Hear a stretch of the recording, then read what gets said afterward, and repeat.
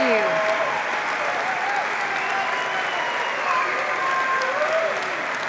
Thank you. Thank you so much. You guys are amazing. Thank you so much.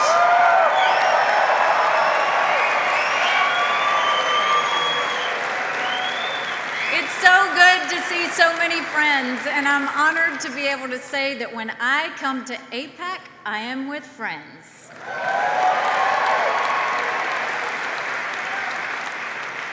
You know, at the United Nations, we sometimes don't have many friends. I remember last year when we had the vote about America's principled opposition to the Castro dictatorship in Cuba. The vote went against us, 191 to 2. The only two no votes, you guessed it, were the United States and Israel.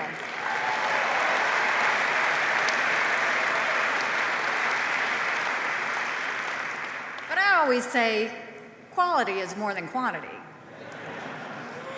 Shortly after the 2016 election, President-elect Trump called me to talk about serving in his administration. We had a meeting at Trump Tower, and we had some good discussions about a variety of issues. Long story short, his team called me a couple of days later and said he'd like me to serve as ambassador to the United Nations.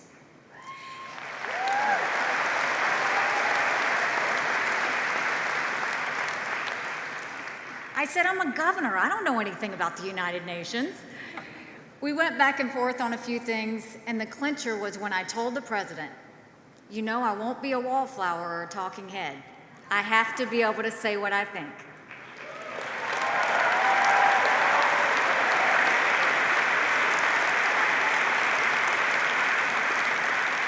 Without any hesitation, President Trump said, Nikki, that's exactly why I want you to do this.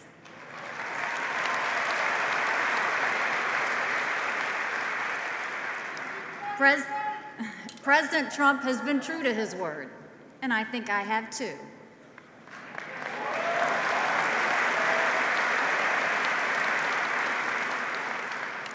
Some of you might have seen that the top Palestinian negotiator, Saeb Erekat, recently had some advice for me. He told me to shut up. Mr. Erekat, I will always be respectful, but I will never shut up.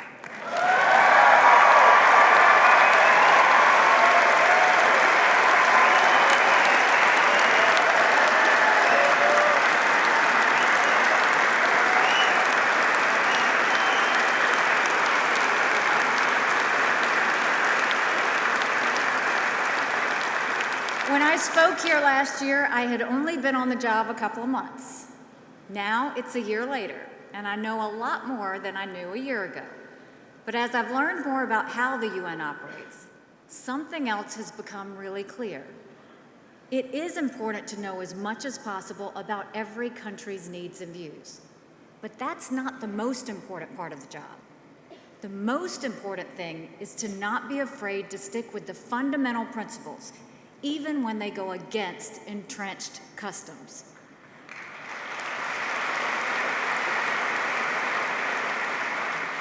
Some of those outdated customs have gone unquestioned for years. Long before I got to the UN, I knew a few things that have served me well in this last year. One of those principles is that standing up for your friends is critical.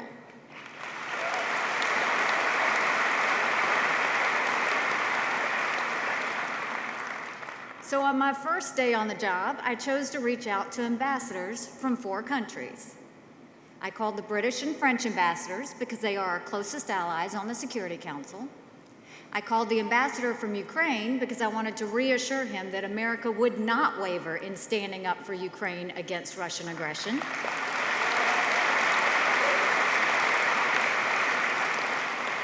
And my 4th call on that first day was to Danny Danon, the Israeli ambassador.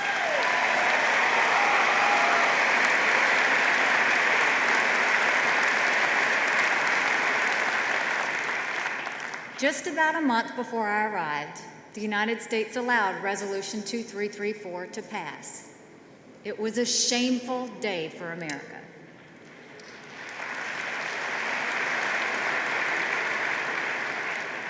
We refused to stand up for our friend when it was singled out for terrible mistreatment.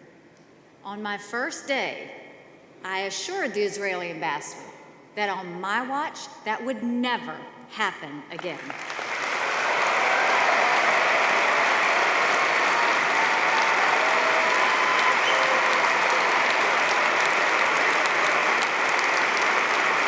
And I'm proud to say it has not happened again.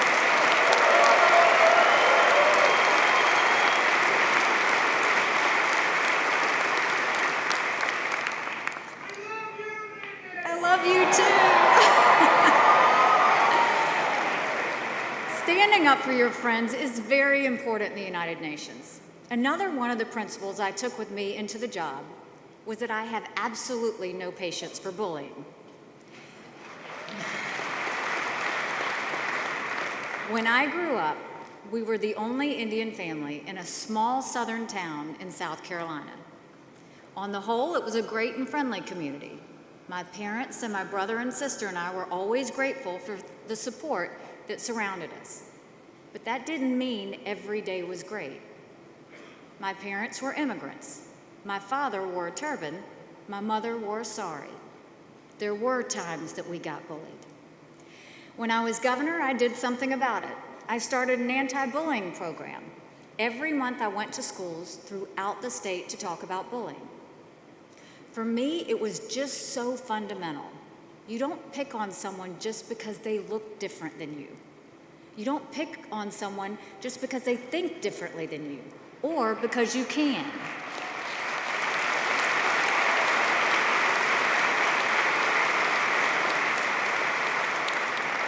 This idea has always been with me since I was a child, but I didn't think it'd come to play in the United Nations.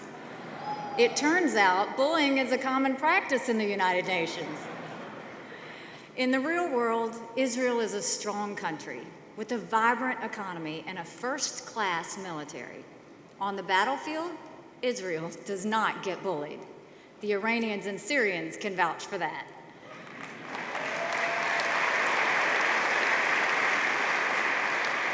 But the UN is a different story. At the UN and throughout the UN agencies, Israel does get bullied. It gets bullied because the countries that don't like Israel are used to being able to get away with it. Well, just like when I was that little girl in South Carolina, that just doesn't sit well with me.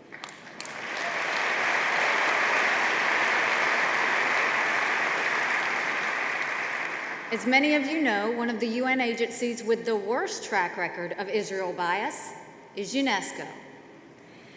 Among many other ridiculous things, UNESCO has the outrageous distinction of attempting to change ancient history.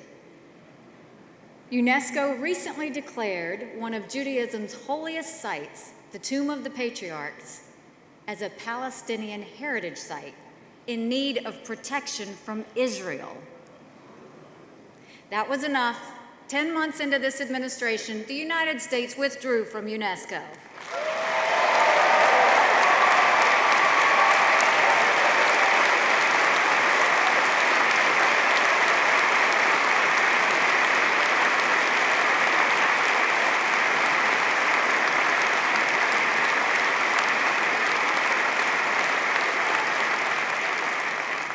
There are lots of other things that we do, big and small, week after week, to fight back against the UN's Israel bullying.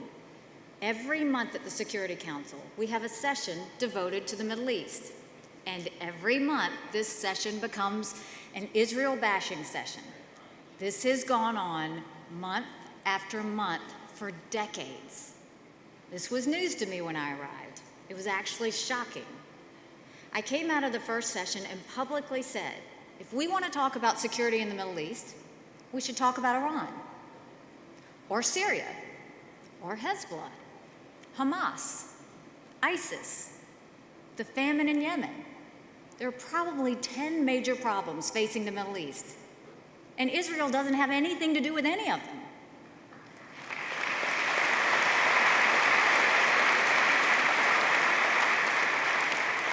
Just about every month since then in the Middle East session, I have spoken about something other than Israel. I can't say that we've solved the problem, but I can say that several other countries have followed our lead. What used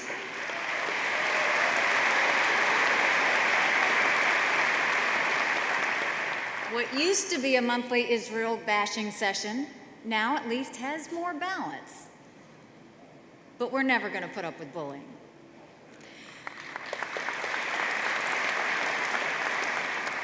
There's one more principle I knew before I arrived at the UN. Like most Americans, I knew what the capital of Israel was.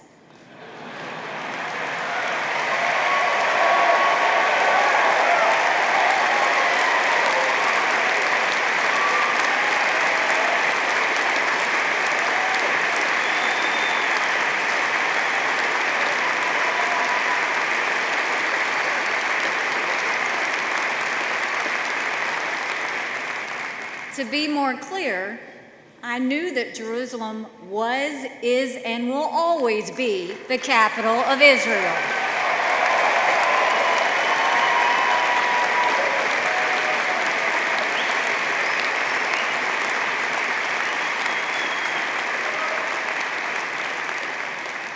This is not something that was, I love you too.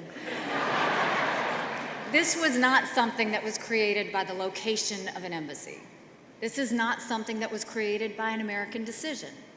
America did not make Jerusalem Israel's capital.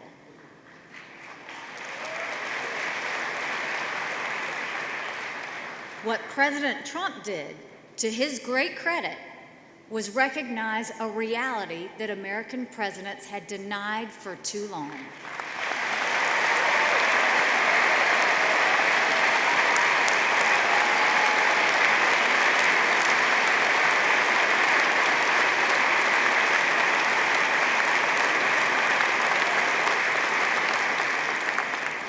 Jerusalem is the capital of Israel. That's a fact.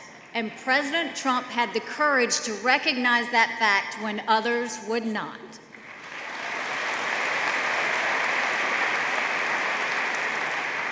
Sometime in the future, the day will come when the whole world recognizes that fact.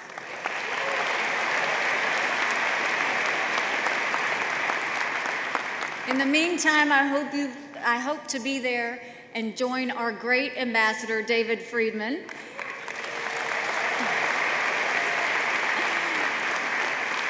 on the day when we open our brand new American embassy in Jerusalem.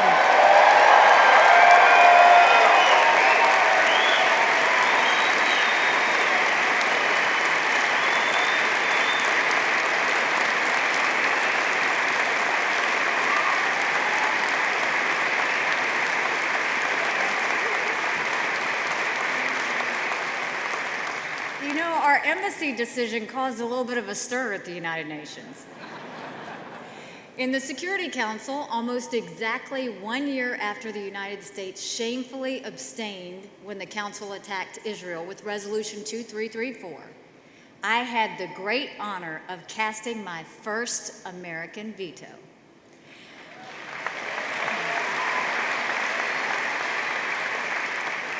When I was governor, I used my veto power dozens of times. At the UN, I never got to do it until the Jerusalem vote. I gotta say, it felt pretty good.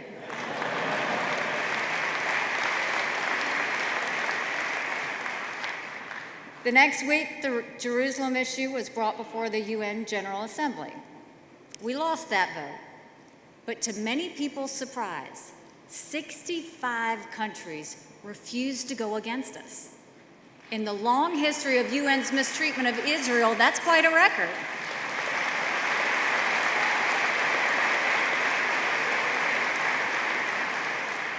And we're not forgetting that vote.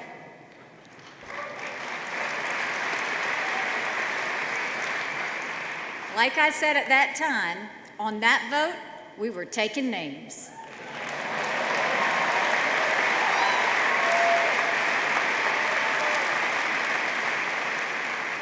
Last week, I took a trip to Guatemala and Honduras.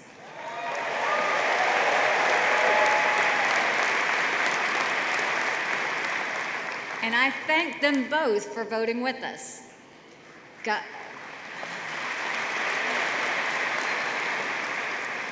God bless Guatemala.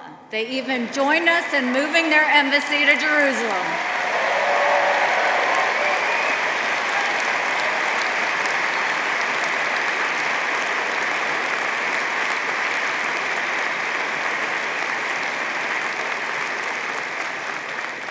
And President Trump and I are pushing to draw a closer connection between U.S. foreign aid and how countries vote at the UN.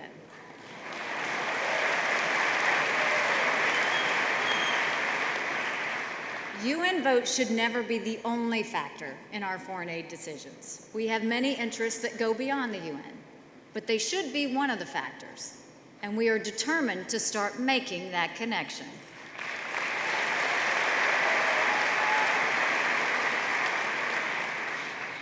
Some people accuse us of favoritism towards Israel. First of all, there's nothing wrong with showing favoritism toward an ally.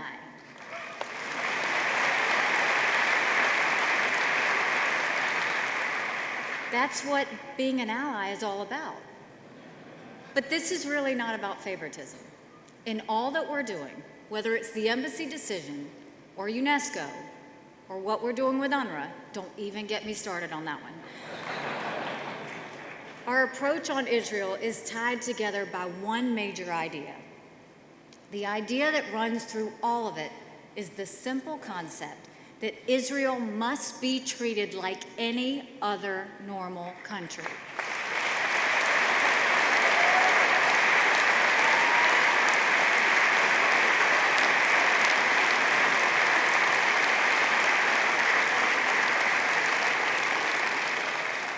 We will continue to demand that Israel not be treated like some sort of temporary provisional entity. It cannot be the case that only one country in the world doesn't get to choose its capital city. It cannot be the case that the UN Human Rights Council has a standing agenda item for only one country.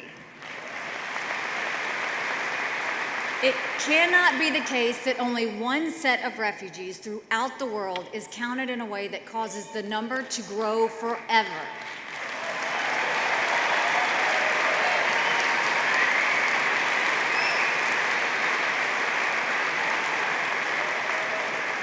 It cannot be the case that in an organization with 193 countries, the United Nations spends half of its time attacking only one country. We will not accept it any longer.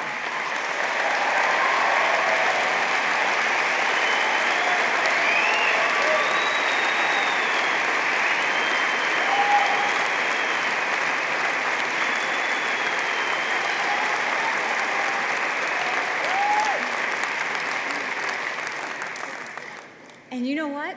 That demand is actually a demand for peace. The UN's bias against Israel has long undermined peace by encouraging an illusion that Israel will just simply go away. Israel's not going away.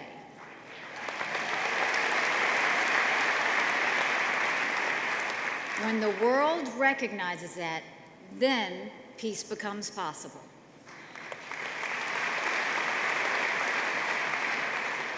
It becomes possible because all sides will be dealing with realities, not fantasies.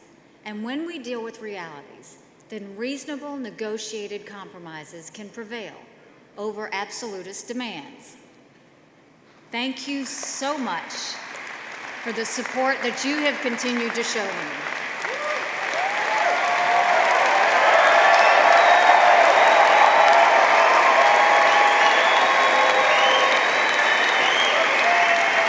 There is nothing better than Americans who use the power of their voices for good causes. That's what AIPAC's all about. It's been great being with all of you. God bless you. Thank you very much.